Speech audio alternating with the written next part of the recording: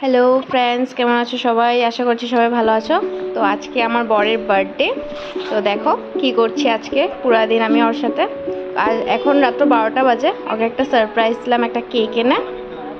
তো পুরা শকড হয়ে গেছিলো কেকটা দেখে, কারণ ও কিছুই জানতো না। ওকে বলেছে আইসক্রিম খাবে ও, তো পুরা শক। এখন দেখো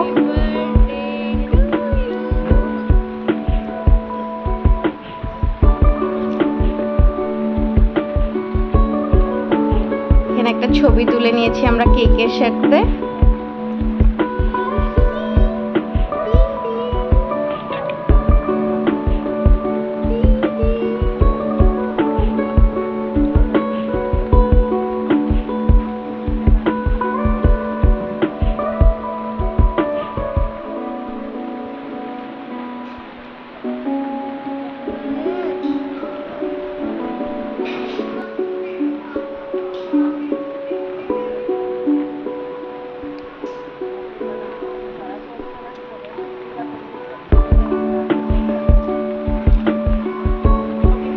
এখন দেখো ওকে একটা গিফট দিব, ও জানেও না কোথায় লুকিয়ে রেখেছি।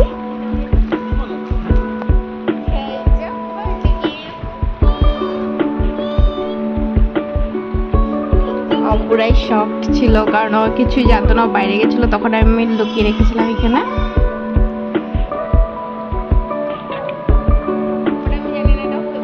বেচারা কিছু আর বলার হালাতে নেই, কারণ ও কিছু এগুলো জানতো না, ওর কোনো আইডিয়াই ছিল না। এগুলো রাত্র 12টার সময় আমি করেছি এগুলো সব। এখন সবাইকে টাটাও বলে দিবে। এখন আজ ওর বার্থডে দুপুরবেলা, ও দুপুরে খেতে এসেছিল। তখন দেখো আমি একটা কেক বানিয়েছিলাম ঘরে, ওটা নিয়ে এখন দেখো ও বেশি একটা ক্রিম খেতে ভালোবাসে না, ক্রিমের কেক।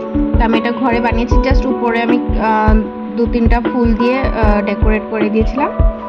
এখন কিচেনে ছিল, ও দেখছিল কি আমি বানিয়েছি আজ দুপুরে স্পেশাল, তো ওটাই দেখছিল। এখন ওকে নিয়ে আসি, চলো। কেকটা কেমন লেগেছে বলবে, সিম্পলের মধ্যে। ভালো লাগলে অবশ্যই বলবে।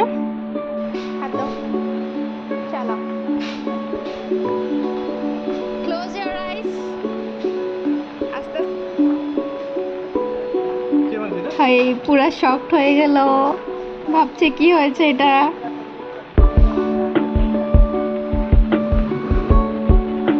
এখানে আমরা কেক কাটিং করে নিচ্ছি।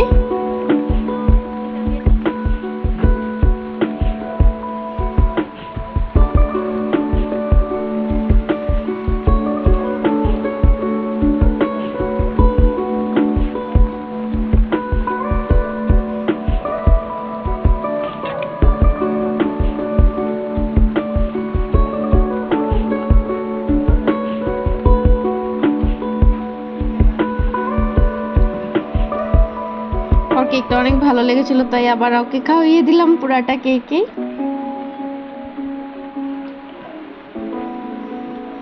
এখন দেখো ওর ফ্রেন্ডসরা ওর বার্থডে সেলিব্রেট করেছে রাত্রেবেলা। ওর সব ফ্রেন্ডসরা ওকে সারপ্রাইজ দিয়েছিল এটা।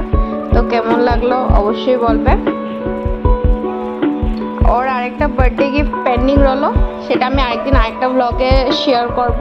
ওটা এখনো রেডি হয়নি, আসতে ওটা লেট হচ্ছে। ওটা বানাতে দিয়েছি আমি, কি ছিল ওটা আমি তোমাদেরকে অবশ্যই বলবো।